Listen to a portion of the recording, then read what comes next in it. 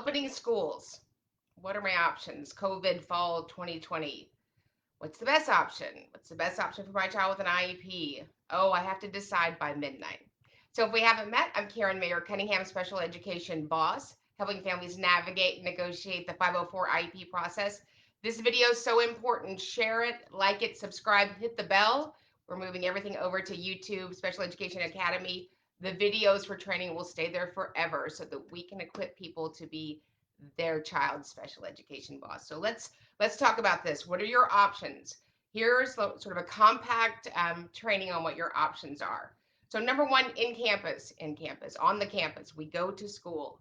We open the doors, we go in, we hug Mrs. Smith, everything's fantastic. So that's your first option. Schools are going to be open. Schools are going to be open. It may be a little bit of a delay. We might roll into it, but schools are going to be open. Next is virtual. Virtual is remote learning where you're at home, your students at home, you're receiving your education support strategies at home. Next is homebound. That's when a child has an illness or is impeded from attending school in person based on a doctor's recommendation. And then unenroll, homeschool, private. So we're going to unpack those, okay? So, and every one of them has a meaningful benefit and harmful effect. Remember, we're always looking at those two things in the law: meaningful benefit, harmful effect. So let's talk about what we know that it is, and let's talk about what it's not. So in person. So there's some pros and cons, right? And I get that you guys are concerned about your child, like every parent is.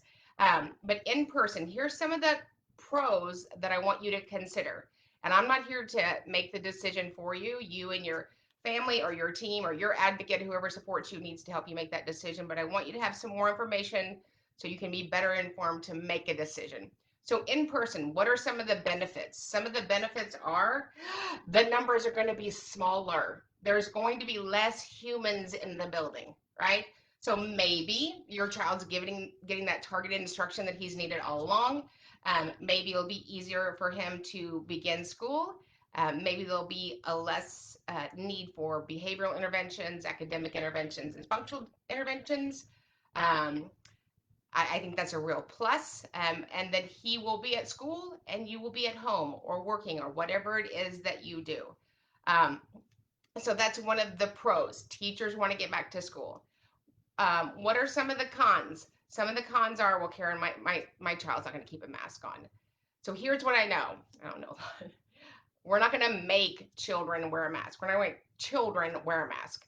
So that will turn into its own issues. If your child can wear a mask, and then that's recommendations, I'm certain that the school would be fine with that. If your child has sensory issues or they're allergic or they're going to be slinging their mask, or then we'll have like the little mask police. Miss Smith, Billy touched his mask. That's not your mask, that's my mask. So one of the pros, kind of going back to the school, is that actually schools have been using hand sanitizer for just a minute now. So it's probably one of the most preventative places where we already did sanitation and hand washing. So, you know, kiddos on their back to school list is a gallon of hand sanitizer. Can kids social distance? I don't know. I've seen kindergartners, they're like a herd of cats. So I don't know that they social distance. I don't know that that's appropriate. I don't know that that's how you learn. Is the teacher going to be wearing a mask? Is that's going to be confusing? So 93% of communication is unspoken. So if I'm talking like that, is that the same thing as getting information when I'm talking like this? Maybe, maybe not. So there's a million things for you to figure out. It's your decision. The schools will be open, providing an opportunity for your child with an IEP to receive FAPE, a free, appropriate public education. Number two, virtual. And here's what we know about virtual, this much. And what we know is you need to go buy some Ethernets cords. That's what you need, is an Ethernet cord to hook up to your Wi-Fi. So virtual, it's going to be a tremendous responsibility on the parent, the care provider, or the adult in the home. We are going to match the school day. So the school day is about 7.5 hours. So you will be required for your little angel, your little cherub, to log in, and for if we have carpet time, if we have start the day time, if we have language arts, if we have music, if we have all the things that we have, that child is going to be responsible for logging in. Some of the cons, do you want your child sitting in front of a screen for 7 to 8 hours a day? I don't know. Maybe your kid loves that. Um, Maybe it's beneficial. Maybe because there's not a bunch of other kiddos and they can get to work. Um, Maybe one of the pros is that you are a teacher by nature and you love to do that and you're going to support your kiddo. Just know that the responsibility on the parent is going to expand a little bit. It is not what we had in the spring. It is not going to be what we had in the spring where we log on, we do the best that we can, and then we serve these kiddos. So it's a tremendous amount of responsibility. And I understand that many of you are taking that for all of your reasons, and I honor that. So, virtual. You will be responsible for data collection. Again, we have the data collection sheets if you guys need them. Just shoot us an email at Karen@specialeducationboss.com. We'll get you all of those sheets. We'll get you the data collection sheets. We'll get you the compensatory education sheets. We'll get you the smart goal writing, the read, all the sheets that you want, all the sheets. We'll get them to you.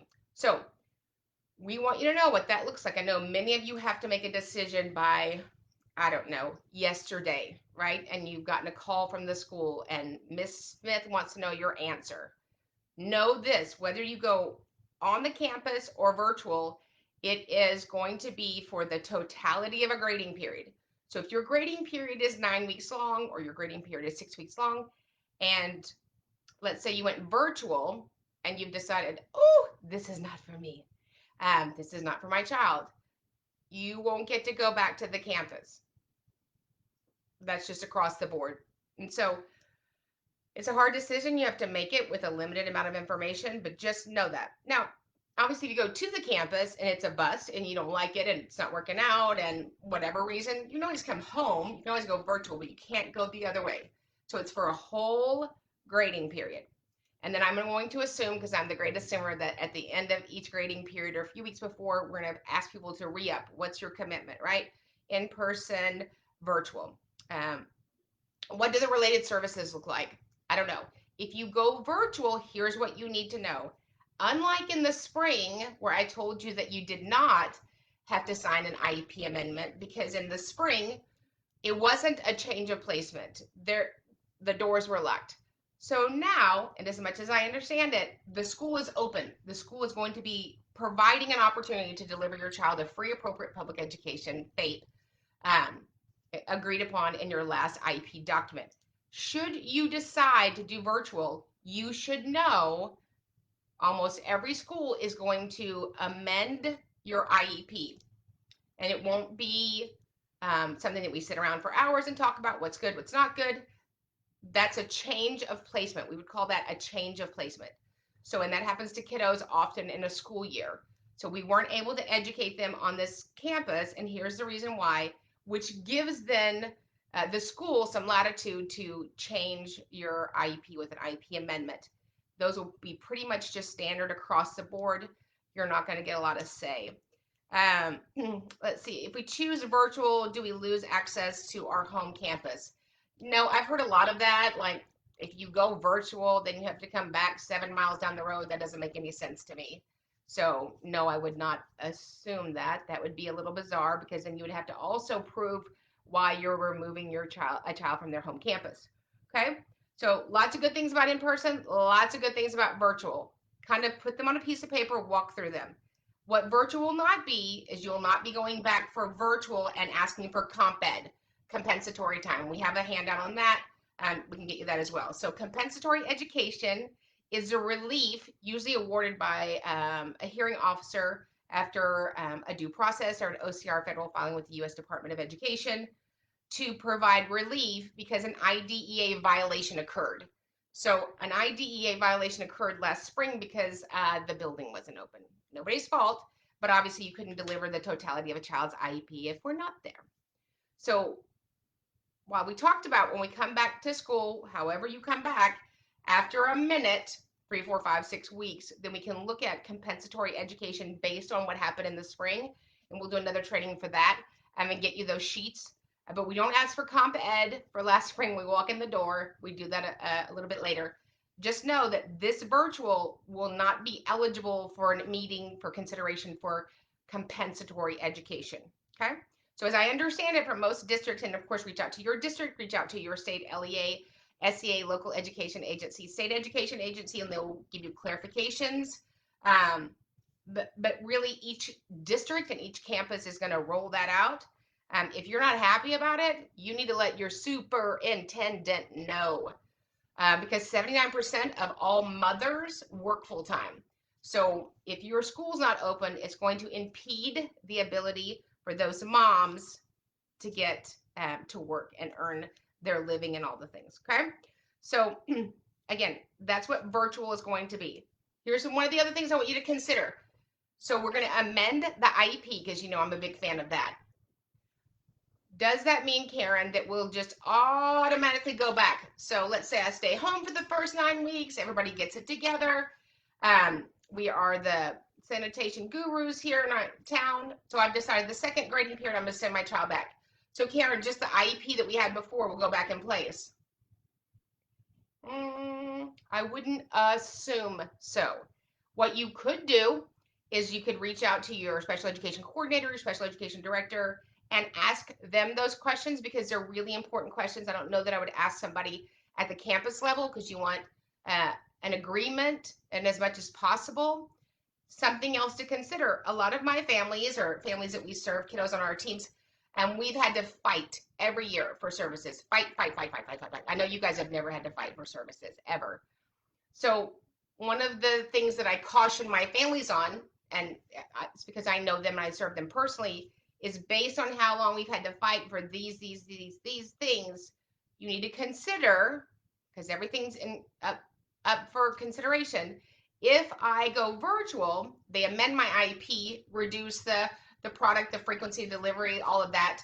When I go back, does it just go back to what it was? I don't know. And each situation is different. Each campus is different. Each principal is different. A lot of staff changes this year. What about requesting a homebound teacher? How does that work? Well, that's a fantastic question, Miriam. That's my next one. So the first one's in person, right? Number 2 is virtual. Number 3 is homebound. So let me clear up what homebound is and what it is not. Homebound is for a child that is not able. There's something about the child that they're not able to come to school. Me being worried about COVID is not the child being unable to go to school. Me being concerned about what if is not criteria for homebound. So homebound, your state's, the statutes and requirements are listed out. We're in the great state of Texas. Ours are in the attendance regulations for the state. It's a very clean, simple line. Homebound, a student is expected to miss up to 4 weeks of school this year based on, and that is driven by a medical doctor's letter to the school that starts the conversation at the IEP meeting. So homebound in Texas, if you're school age, kindergarten up, is 4 hours a week.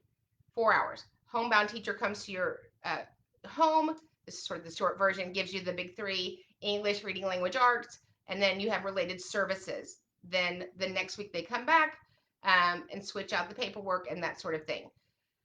Here's what homebound is not.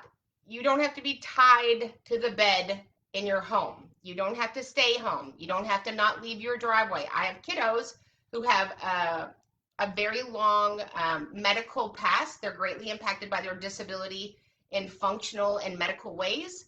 And it is appropriate for them to request homebound. Maybe they are unable to walk. Maybe they are in a wheelchair. Maybe they have a history of seizures. Maybe they have medical conditions, right? That OHI, that other health impairment. But please do not reach out to your school and say, I'll take homebound. I'll have a teacher come here. That's not how that works. The other side to homebound that you should know, and a lot of my families are going to homebound because their kiddos' medical conditions are acute. But we knew that in the spring. We knew their doctors were not going to release them to go back to school. So just like homebound is initiated from a medical doctor's recommendation, then the IEP committee accepts that. Then we adjust, amend their IEP, right? Because it's what? It's a change of placement. What you need to know is then you have to wait for the doctor to release your student back. We can't just go, oh, it's, December, everybody's fine, the numbers went down, the COVID's gone, I want him to go back. Nope. You have to wait for your doctor to release you. So homebound recommendation, the letter from a doctor, I usually have it for 18 instructional weeks or a semester. And then we look at that every 18 weeks. It's not just homebound forever. So those are serious concerns, not something you would use or a card you would play lightly. Homebound is for kiddos that are unable to attend school, not because of something you're afraid of, but there's something about their medical history, their current medical needs, their medical past that supports that decision. So that is what homebound is. So the fourth one, which a lot of families are doing, is to unenroll your child. Well, somebody asked me, what if, Karen, what if I just don't go? What if I just don't log on to virtual? Well, that's a problem because you have to, our little angels, our cherubs have to go to school.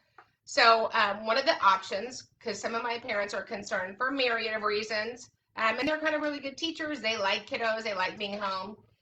They have unenrolled their children, unenrolled them from the school. And here's what you should know. If you have a current IEP, it's good for what? 36 instructional weeks. So within that time, you'll have your annual IEP meeting. We would just keep that current as long as that's what you want. When you unenroll them, something has to happen. You have to school them. You can school them by homeschool, your own choice of online school. There's co-ops and there's private schools, all the things, right? Not somebody, like several of you have asked me, so Karen, I'm going to pull out Billy and I'm going to send him to Saint so-and-so super duper private school. Who do I email to get paid? I don't know, but when you get that email, send it to me.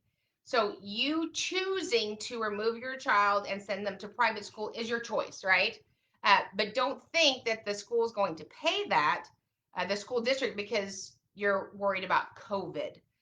Private placement, unbelievably rare. It's like so rare, like if my hair grew out naturally blonde. But private placement at the expense of a district is going to be at the end of a settlement, at the end of a hearing, a decision that a hearing officer orders the district to do. Very, very, very rare. So again, those are your choices. They're your choices. They're not mine. Leave me, guys. That's really good English. Leave me some questions in the chat. Also, if you want your questions, we're gonna do a live tomorrow. If you want these answered, a video tomorrow, then specific, email me. You email me 100, we'll go over all of them tomorrow in the next live. These videos are so important for parents to make informed decisions. And a lot of my parents who are actually teachers know more as a parent than the teachers do. So they really don't know. God bless the teachers again. So if you want any of those handouts, compensatory education, reading levels, how to write SMART goals, data collection, weekly data collection, IEP implementation, because you are going to be implementing the IEP should your child stay home, and all the things that we have, compensatory education, what that looks like, how to calculate it, just email us at Karen, Karen, at specialeducationboss.com, and we will get you those handouts and we will get your questions answered in the next video. But again, your four choices are in-person, virtual, homebound, or unenrolled, and then you provide an education at your time and expense called homeschooling, online homeschooling, co-ops, private, and all the things. So we want you to do one thing: stay student-centered focused. This is about one thing: successful student outcomes.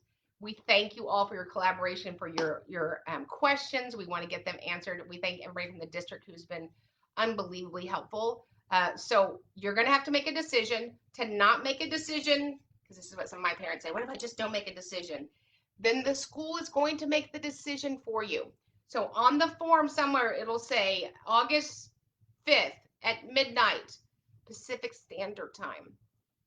You need to choose which option for your child's education, on virtual or in person. Doesn't matter if you're a special ed 504, valedictorian. You got to choose, right? And if you don't choose, that means the school assumes this. And your school might assume that you're coming, or your school might assume that you're not coming. So please read the details at your school. That's where you need to get the information from. Your school, reach out to your state SEA, LEA, local education agency, state education agency for clarification, and then reach out to the special education director and or the superintendent if you don't have the answer you need, because this is unbelievably important for our kiddos. So thank you. Like this video, share this video. We want people to know what they don't know. We want to answer all of your questions. We're going to do trainings on whatever you guys need to be the special education boss. Thank you for subscribing and hitting the bell to Special Education Academy. We'll see you in the next video.